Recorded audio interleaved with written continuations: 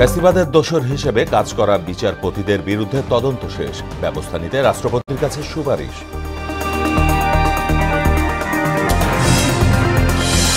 গুমের ঘটনায় সম্পৃক্ততার প্রমাণ মেলায় শেখ হাসিনার দৃষ্টান্তমূলক শাস্তি দাবি, বর্তমান সরকারের মেয়াদেই বিচার চান ছাত্রনেতারা। বাংলাদেশ পূর্ব তিমুরের মধ্যে সরকারি পাসপোর্ট ভিসা অব্যাহতির চুক্তি সই, সম্পর্ক উন্নয়নে একসঙ্গে কাজ করার অঙ্গীকার। এবং তেল নিয়ে থামছেই না তেলেসমাতি, বাজার থেকে উধাও বোতলজাত সয়াবিন, সিন্ডিকেটকে দায়ী করছেন ব্যবসায়ীরা।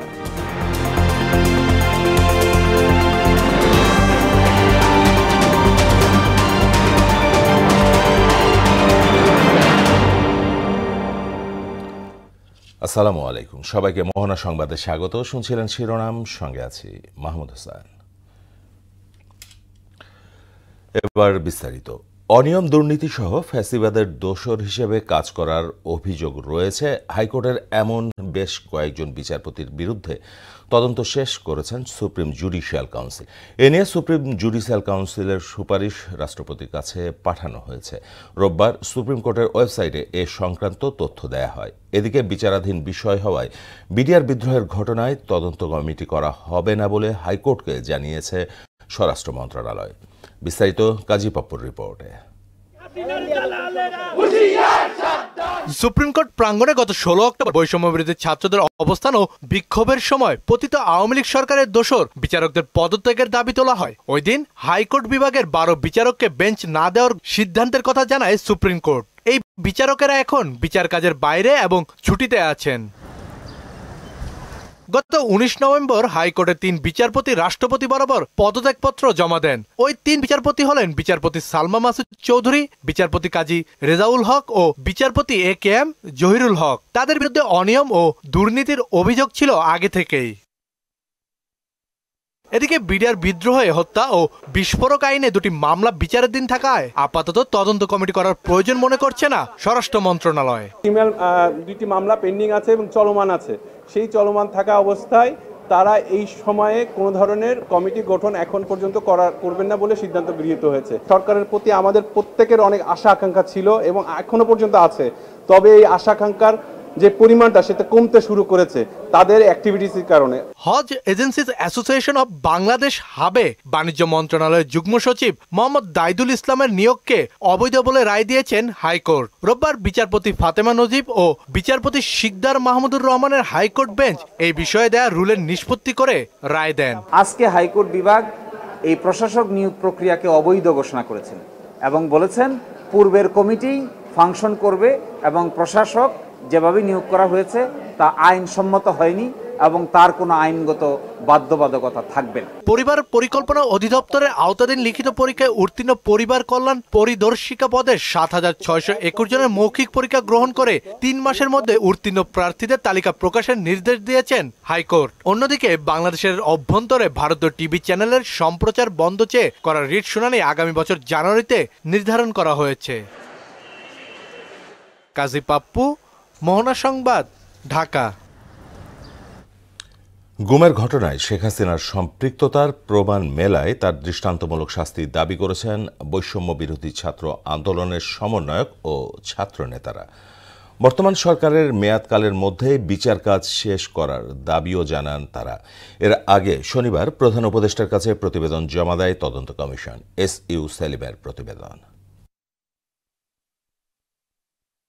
গুম সংক্রান্ত তদন্ত কমিশন শনিবার প্রধান উপদেষ্টার কাছে আনফোল্ডিং দ্য ট্রুথ শীর্ষক অন্তর্বর্তী প্রতিবেদন জমা দেয়। এতে বলা হয়, দেশে গত 15 বছরে গুমের ঘটনায় কমিশনে 1676টি অভিযোগ জমা পড়েছে। এর মধ্যে 758 জনের অভিযোগ যাচাই বাছাই করে এসব ঘটনার নির্দেশদাতা হিসেবে সাবেক প্রধানমন্ত্রী শেখ হাসিনার সম্পৃক্ততার প্রমাণ মিলেছে। প্রতিবেদনে গুমের ঘটনায় হাসিনা প্রশাসনের বেশ কয়েকজন ঊর্ধ্বতন কর্মকর্তার জড়িত থাকার কথাও বলা হয়, যাদের মধ্যে রয়েছেন সাবেক প্রধানমন্ত্রীর প্রতিরক্ষা বিষয়ক উপদেষ্টা তারিক আহমেদ সিদ্দিক, NTMC সাবেক মহাপরিচালক জিয়াউল আহসান এবং পুলিশ কর্মকর্তা মনিরুল ইসলাম ও সাবেক ডিবি প্রধান হারুনুর রশিদ। কমিশনে যাচাই বাছাই করা অভিযোগের মধ্যে 73% অর্থাৎ 554 জন ভুক্তভোগী ফিরে এসেছেন। এখনও নিখোঁজ 204 জন। গুমের সঙ্গে সম্পৃক্ত শেখ হাসিনা ও তার দোসরদের দ্রুত বিচারের মুখোমুখি করে দৃষ্টান্তমূলক শাস্তির দাবি জানিয়েছেন বৈষম্য বিরোধী ছাত্র আন্দোলনের সমন্বয়ক ও ছাত্র নেতারা। গুম সংক্রান্ত ঘটনার সাথে শেখ হাসিনার সম্পৃক্ততা পাওয়া গেছে। এই বিচার প্রক্রিয়া এই অন্তর্বর্তী সরকারের সময়সীমার মধ্যে এটা সম্পন্ন করতে হবে। তা না হলে এই অন্তর্বর্তী সরকারের পরবর্তী সময়ে যদি কেউ আসে, তারা এই বিচার প্রক্রিয়া শেষ হবে কিনা এই প্রশ্ন রয়ে যাবে। যত অপকর্ম আছে সেগুলোর সাথে কোনো না কোনোভাবে তার কানেক্টিভিটি, তার ইনভলভমেন্ট আছে, এবং এটাই গুম কমিশনের রিপোর্টের মাধ্যমে প্রমাণিত হলো ডকুমেন্ট সহকারে। এই সরকার যদি কখনো না পারে, তাহলে অন্য কোনো সরকারের পক্ষে এই ফ্যাসিস্টের বিচার কার্য সম্পূর্ণ করা সম্ভব হবে না। গুমের শিকার অনেকের উপর এতটাই নির্যাতন চালানো হয় যে তারা এখনও ট্রমায় ভুগছেন। এসব ঘটনার দৃষ্টান্তমূলক শাস্তি নিশ্চিত করা হলে ভবিষ্যতে আর কোনো শাসক ফ্যাসিবাদী কার্যক্রম করবে না বলে মনে করেন ছাত্র নেতারা। এই যে 17 বছর 16 বছরের যে ফ্যাসিস্ট হাসিনা ছিল, উনি আসলে তার বিরোধী হিসেবে যাকে দেখতো বা মনে করতো যে এই জায়গা থেকে আসলে আমার বিরোধিতা তৈরি হইতে পারে, তার আগে থেকে গুম করে নিত। ফ্যাসিস্ট যাতে ফিরে আসতে না পারে, সেই জন্য আমরা এই কমিশনকে শক্তিশালী এবং পরবর্তীতে আইনি কাঠামোর মাধ্যমে শেখ হাসিনার আমরা বিচার দাবি করতেছি। মদতদাতা হিসেবে যারা কাজ করেছে এদেরকে কোনোভাবে ক্ষমা করা যাবে না। এই ফ্যাসিবাদের যে জুলুমতন্ত্রে কায়েম করেছে, তার সঠিক বিচার চাই আমরা। গুম সংক্রান্ত চূড়ান্ত প্রতিবেদন দিতে কমপক্ষে আরও 1 বছর সময় প্রয়োজন বলে কমিশনের প্রতিবেদনে জানানো হয়। ইউ সেলিম, মোহনা সংবাদ, ঢাকা। কূটনৈতিক ও সরকারি পাসপোর্টধারীদের ভিসা অব্যাহতি সংক্রান্ত একটি চুক্তি করেছে বাংলাদেশ ও পূর্ব তিমুর। দুপুরে প্রধান উপদেষ্টা কার্যালয়ে চুক্তি স্বাক্ষর শেষে যৌথ ব্রিফ করেন প্রধান উপদেষ্টা প্রফেসর মোহাম্মদ ইউনুস এবং পূর্ব তিমুরের প্রেসিডেন্ট জোসে রামোস হোর্তা। ব্যবসা বাণিজ্য সহ বিভিন্ন ক্ষেত্রে সম্পর্ক উন্নয়নে একসঙ্গে কাজ করার অঙ্গীকার করেন তারা। আরও জানাচ্ছেন নাসির উদ্দিন। 4 দিনের সফরে শনিবার রাতে ঢাকায় আসেন পূর্ব তিমুরের প্রেসিডেন্ট জোসে রামোস হোর্তা। দ্বিতীয় দিন দুপুরে যান প্রধান উপদেষ্টার কার্যালয়ে। তাকে স্বাগত জানান অন্তর্বর্তী সরকারের প্রধান প্রফেসর মোহাম্মদ ইউনুস। এরপর একান্ত বৈঠকে বসেন দুজন। পরে দ্বিপক্ষীয় বৈঠকে নেতৃত্ব দেন 2 সরকার ও রাষ্ট্রপ্রধান। দাপ্তরিক এবং কূটনৈতিক পাসপোর্টধারীদের ভিসা অব্যাহতি সংক্রান্ত চুক্তিতে সই করে 2 দেশ। এছাড়া 2 দেশের মধ্যে পরামর্শ প্রক্রিয়া প্রতিষ্ঠায় একটি সমঝোতা স্মারক সই হয়। পরে যৌথ প্রেস ব্রিফিং। ডক্টর ইউনুসের নেতৃত্বের প্রশংসা করে পূর্ব তিমুরের প্রেসিডেন্ট বলেন, বাংলাদেশের সঙ্গে অর্থনৈতিক ও বাণিজ্যিক সম্পর্ক আরও বাড়াতে আগ্রহী তার দেশ। ডক্টর মোহাম্মদ ইউনুসের শতাধিক ডিগ্রি রয়েছে, যা বিস্ময়কর। পৃথিবীতে সম্ভবত তিনি একমাত্র নেতা যিনি এত সম্মানিত এবং এমন শক্তিশালী একাডেমিক যোগ্যতার অধিকারী। আমরা ভবিষ্যতে বাংলাদেশের সঙ্গে আরো নিবিড়ভাবে কাজ করতে চাই। ব্যবসা বাণিজ্য ছাড়াও স্বাস্থ্য, শিক্ষা সহ বিভিন্ন খাতে অগ্রাধিকার দিচ্ছি।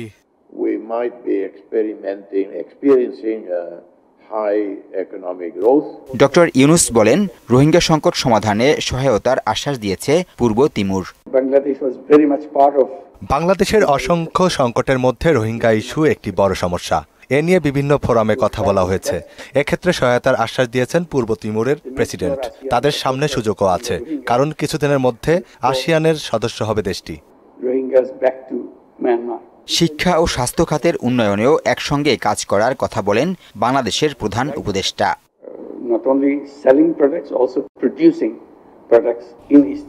নাসির উদ্দিন, মোহনা সংবাদ, ঢাকা। জননিরাপত্তার স্বার্থে 16, 25 এবং 31 ডিসেম্বর আইন শৃঙ্খলা পরিস্থিতি আরও উন্নতির নির্দেশ দিয়েছেন স্বরাষ্ট্র উপদেষ্টা জাহাঙ্গীর আলম চৌধুরী। আর যুব ও ক্রীড়া উপদেষ্টা আসিফ মাহমুদ সজীব ভুইয়া বলেন, ছাত্রলীগ নির্মূল না হওয়া পর্যন্ত যে কোনো সময়ে বিশৃঙ্খলা হতে পারে।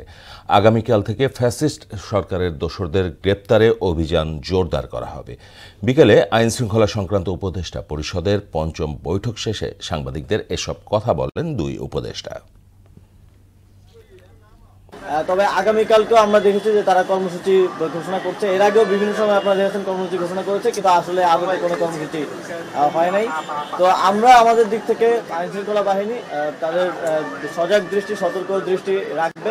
যে কোনো পরিস্থিতিতে আইন শৃঙ্খলা আরো উন্নতি করতে হবে এবং এই যে 16 ডিসেম্বর সবাই যেন ভালোভাবে উদযাপন করতে পারে, এই ব্যবস্থা আমাদের করতে হবে। রাজধানীর বাজারে তেল নিয়ে চলছে তেল স্মাতি। এই আছে এই নেই। বোতলজাত তেলের খোঁজে ক্রেতা ছুটছেন এক বাজার থেকে অন্য বাজারে, আর বোতলজাত তেল না থাকায় দাম বেড়ে গেছে খোলা তেলের। মূল্যস্ফীতির এই বাজারে তেলের এমন কৃত্রিম সংকটে নাজেহাল ভোক্তা। এমন পরিস্থিতির জন্য কর্পোরেট সিন্ডিকেটকেই দায়ী করছেন ব্যবসায়ীরা। আরও জানাচ্ছেন উষা ফেরদৌস। 3 সপ্তাহ ধরেই ভোজ্য তেলের বাজারে চলছে কৃত্রিম সংকট। কোথাও পাওয়া যাচ্ছে তো কোথাও যাচ্ছে না। এক দোকান থেকে অন্য দোকান, এক বাজার থেকে অন্য বাজারে ঘুরছেন অসহায় ক্রেতারা। কোনো দোকানে জিজ্ঞেস করলে সকালে জিজ্ঞেস করলে 1 লিটার আছে, বিকালে জিজ্ঞেস করলে 1/2 লিটার আছে, আবার রাত্রে জিজ্ঞেস করলে নাই তেল। 1/2 লিটার এগুলো কম পাওয়া যায়। তেলের দাম তো বেশি, 190 টাকা করে। আবার কোথাও কোথাও অতিরিক্ত দামে এই ভোজ্য তেল বিক্রির অভিযোগ আছে। সয়াবিন তেল না পেয়ে অনেক গ্রাহক কিনে নিচ্ছেন রাইস ব্র্যান্ড কিংবা সরিষার তেল অথবা খোলা তেল। 180 টাকা কেজি এখন, কালকে থেকে আজকে বেড়ে গেছে, 5 টাকা বেড়ে গেছে।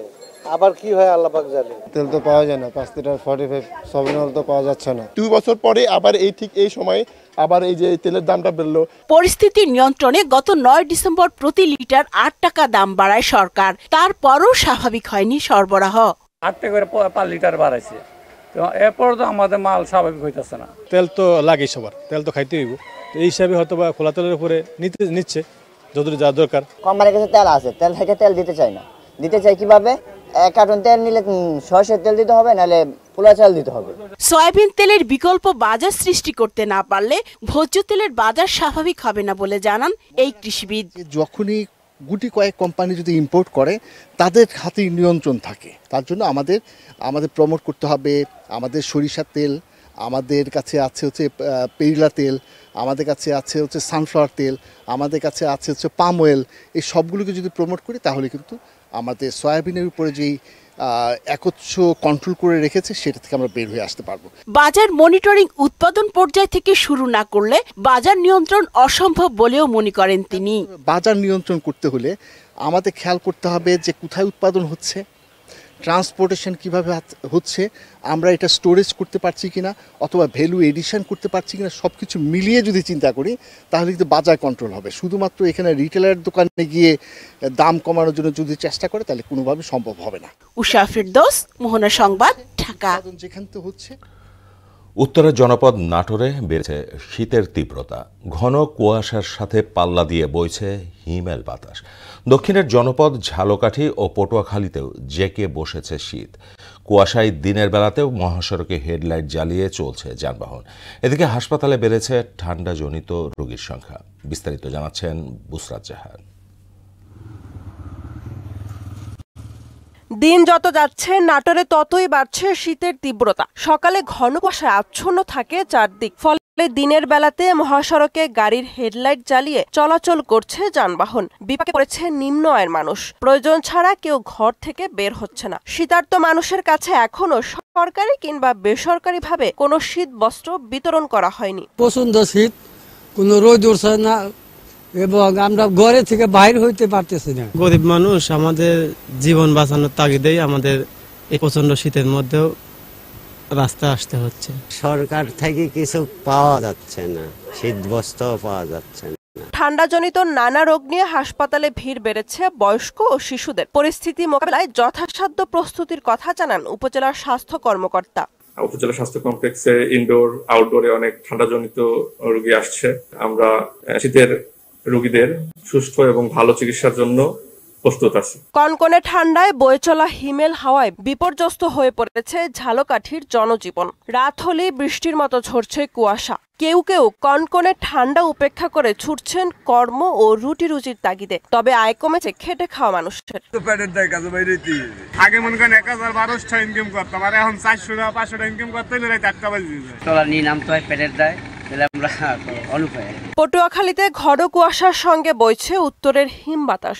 ঘন কুয়াশায় বেলা বাড়লেও দেখা মিলছে না সূর্যের। এতে চরম বিপাকে পড়েছেন গভীর সাগরে মাছ শিকারী জেলেরা। খড়কুটো জ্বালিয়ে শীত নিবারণের চেষ্টা চালাচ্ছেন হতদরিদ্ররা। শীতপ্রবণ সব জেলার হাসপাতালে জ্বর, সর্দি, কাশি নিয়ে প্রতিদিন চিকিৎসা নিচ্ছে শত শত রোগী। বিশেষ করে এই শীতে যুবথুবু অবস্থা শিশু ও বয়স্কদের। বুশরাত জাহান, মোহনা সংবাদ। প্রয়োজনীয় সংস্কার শেষে দ্রুত নির্বাচনের আয়োজন করতে অন্তর্বর্তী সরকারের প্রতি আহ্বান জানিয়েছেন বিএনপির ক্রীড়া বিষয়ক সম্পাদক ও ঢাকা মহানগর উত্তরের আহ্বায়ক আমিনুল হক। নির্বাচিত সরকার জনগণকে সঙ্গে নিয়ে বাকি সংস্কারগুলো শেষ করবে বলেও জানান তিনি। সকালে রাজধানীর পল্লবীতে খেলাধুলার উদ্বোধনী অনুষ্ঠানে খেলাধুলার মাধ্যমে যুব সমাজকে মাদক থেকে দূরে রাখার পরামর্শ দেন এ বিএনপি নেতা। আরও জানাচ্ছেন হুমায়ুন কবির। মহান বিজয় দিবস উপলক্ষে ঢাকা মহানগর উত্তর পল্লবী থানা যুবদলের আয়োজনে বিভিন্ন স্কুলের শিক্ষার্থীদের ক্রীড়া প্রতিযোগিতার উদ্বোধন করেন ঢাকা মহানগর উত্তর বিএনপির আহ্বায়ক আমিনুল হক। এতে পড়াশোনার পাশাপাশি খেলাধুলায় মনোনিবেশ করতে শিক্ষার্থী ও যুব সমাজের প্রতি আহ্বান জানান বক্তারা। খেলাধুলার মাধ্যমে আপনার সমাজকে সুন্দর এবং সাবলীল করার জন্য যে কর্মকাণ্ডগুলো আমাদের ঢাকা মহানগর উত্তরের পক্ষ থেকে আমাদের নেতা আমিনুল হক ভাই দিয়েছেন, আমাদের উন্নয়নের সাথে সাথে দেশ ঢাকা সহ সারা বাংলাদেশের উন্নয়নের সাথে আমাদের আমিনুল ভাইয়ের সহযোগিতা থাকবে। আমরা যেন এরকম সামাজিক কর্মকাণ্ড বিভিন্ন কর্মকাণ্ড যা আছে আমরা সুন্দর সুষ্ঠুভাবে পরিচালনা করতে পারি। অনুষ্ঠানে প্রধান অতিথির বক্তব্যে ঢাকা মহানগর উত্তর বিএনপির আহ্বায়ক আমিনুল হক অনৈতিক ও বিশৃঙ্খলা থেকে দূরে থাকতে যুব সমাজকে মাঠে খেলাধুলা করার পরামর্শ দেন। খালি জায়গায় খেলাধুলার ব্যবস্থা করতে দলের নেতাকর্মীদের প্রতি আহ্বানও জানান তিনি। খেলাধুলা এমন একটি মাধ্যম যে মাধ্যমে বাংলাদেশের যুব সমাজকে আমরা সকল অনৈতিক বিশৃঙ্খলা থেকে আমরা এই যুব সমাজকে মাঠে ফিরে আনার মাধ্যমে আমরা একটি সুন্দর সমাজ গড়তে পারি।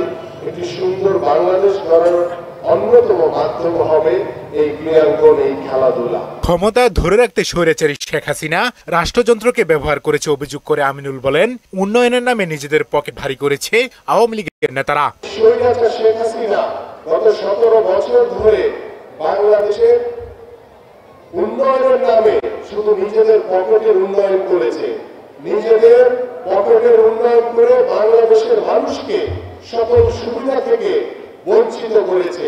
প্রয়োজনীয় সংস্কার শেষ করে একটি সুষ্ঠু নির্বাচনের ব্যবস্থা করতে অন্তর্বর্তী সরকারের প্রতি আহ্বানও জানান বিএনপির এই নেতা। যে জায়গাগুলোতে সংস্কার করা দরকার, সংস্কার কখনো নির্দিষ্ট সময়ের ভিতরে করা যায় না, এটি একটি চলমান প্রক্রিয়া।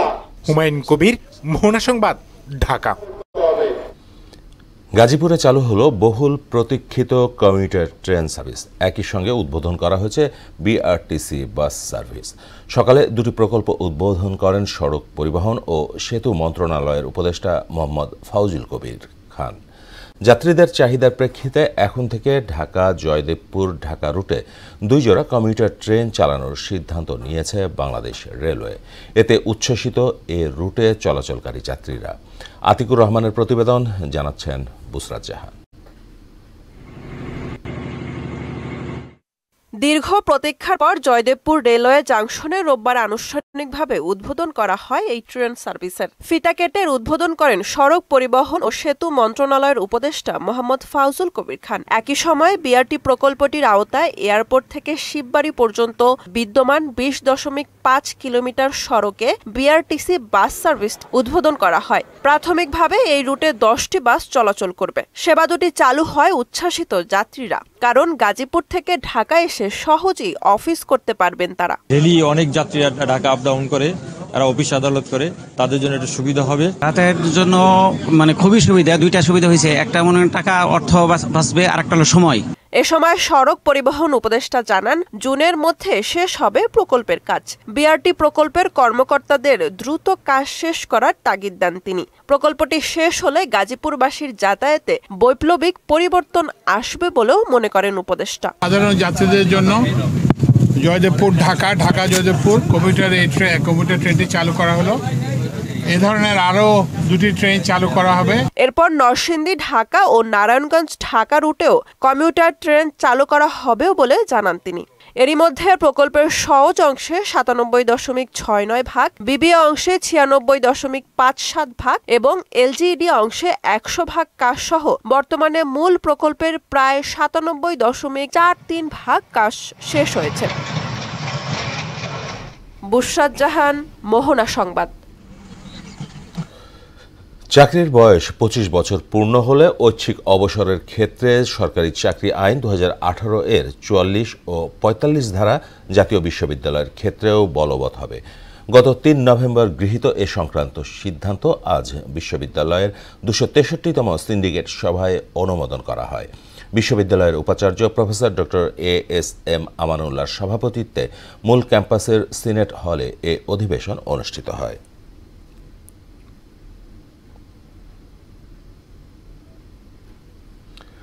দেশের বাইরের খবর।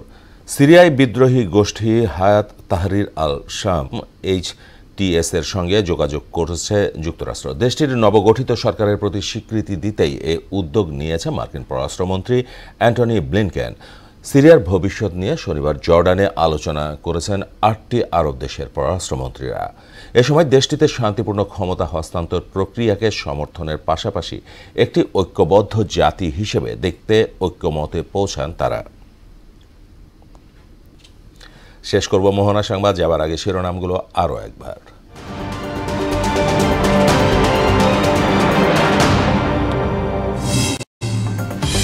ফ্যাসিবাদের দোসর হিসেবে কাজ করা বিচারপতিদের বিরুদ্ধে তদন্ত শেষ, ব্যবস্থা নিতে রাষ্ট্রপতির কাছে সুপারিশ।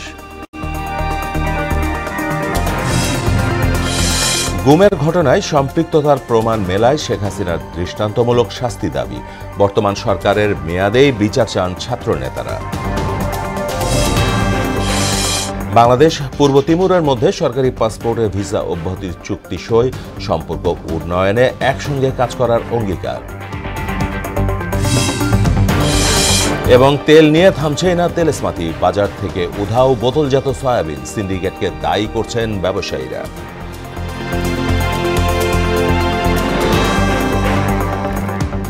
এই ছিল মোহনা সংবাদে। পরবর্তী সংবাদ রাত 9টায়, এর আগে সন্ধ্যা 7টায় দেখবেন সংবাদ এক নজরে। মোহনার সবশেষ খবর জানতে ভিজিট করুন www.mohana.tv। সংবাদ দেখতে পারেন ফেসবুক ও ইউটিউবে। এতক্ষণ সঙ্গে থাকার জন্য সবাইকে